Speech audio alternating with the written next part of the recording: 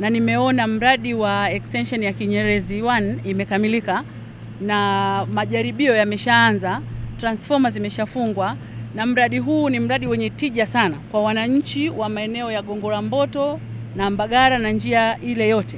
Wanapata faida kubwa sana kwa sababu kwanza kule kuna uhitaji mkubwa sana wa miundombinu ya umeme, sababu wananchi wa kule ni wengi, maendeleo ni makubwa na kuna viwanda vingi. Kuimarisha mradi huu wa Kinyerezi 1 extension, maeneo yale yataenda kupata umeme wake kwa sababu tumefunga generator transformer mpya ya MVA 120 pale, ambayo itawapa umeme wa uhakika ambao haukatiki, lakini umeme mwingi zaidi kwa ajili ya uzalishaji wa majumbani na viwandani. Kwa lengo la Kinyerezi 1 extension ilikuwa ni kutuongezea sisi uwezo wa umeme unaozalishwa kuwafikia wateja wetu kwa kiwango kinachostahili.